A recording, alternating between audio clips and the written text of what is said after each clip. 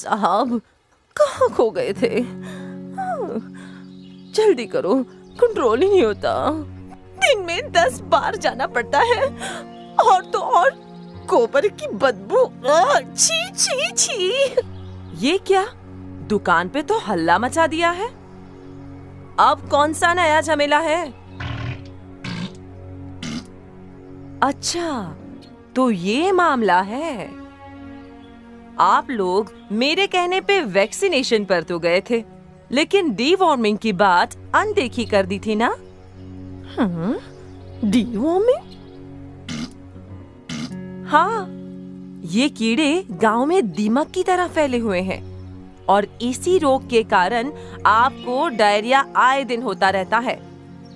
और तो और आपकी दूध की मात्रा में भी कमी हो गई होगी, क्यों, है ना?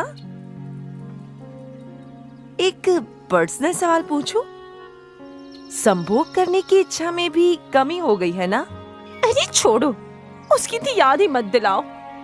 संभोग होता भी है तो प्रजनन का तो नामो निशान ही नहीं। पता नहीं क्या हो गया है मुझे।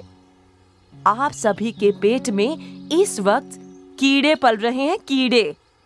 उनको कृमि भी कहा जाता है। महीनों तक वे आपके गोबर, घास, गांव की जमीन में छुप के पड़े रहे थे, और फिर मौका देखकर आपके अंदर घुस गए। यह आपको बिल्कुल अशक्त बना देता है। खाते आप हैं, लेकिन तंदुरुस्त वो बनते हैं आपका खाना खा खा के। भाइयों और बहनों, अगर इनसे छुटकारा चाहिए तो हमें इनको एक साथ खत्म करना होगा। क्या आप इनको खरीदने के लिए तैयार हैं? जी तैयार हैं। तो हमला करें। हल्ला बोल, हल्ला बोल। आप लोगों को लगता होगा कि पर्याप्त मात्रा में पोषक तत्व और वैक्सीनेशन कराने से दूध की मात्रा में चमत्कारिक वृद्धि होगी, लेकिन शायद आपको ये नहीं पता कि चमत्कार की तीसरी जड़ी बूटी है डीवॉर्मिंग। हाँ, और एक सफल डीवॉर्मिंग रणनीति महत्तम लाभ देगी। दूध दही की नदियां बहेंगी, खुशियों की बौछार होगी। डीवॉर्मिंग की प्रक्रिया का ध्यान से पालन करने पर दूध की मात्रा में तो कई गुना बढ़ावा होगा ही, साथ ही साथ तंदुरुस्ती में भी वृद्धि होगी। डॉक्टर साहब, अब इनको ये तो बताएं कि इन्हें ये डीवॉर्मिंग कब कब करवानी चाहिए? डीवॉर्मिंग या कृमिनाश गर्भधारी पशुओं को 2 बार कराना जरूरी है। एक प्रसव के कुछ ही दिन पहले, और फिर प्रसव के 6 हफ्ते बाद। बछड़ों को उनके जन्म के 15 दिनों में पहली बार, और फिर 6 महीने तक हर महीने 1 बार कृमिनाश करवाएं।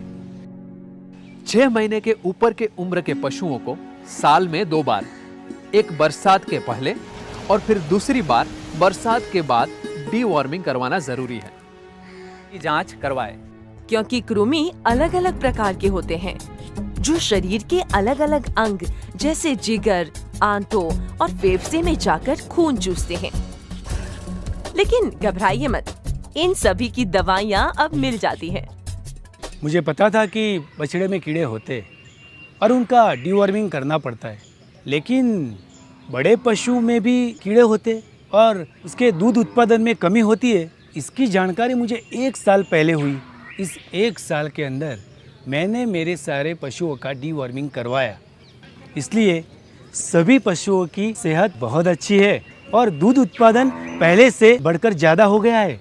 मैं मेरा नफ़ा बढ़ाने के लिए ये डीवॉर्मिंग समय समय पर करवाता रहूँगा। अब आई बात समझ में? करवाएंगे ना डीवॉर्मिंग सही समय पे?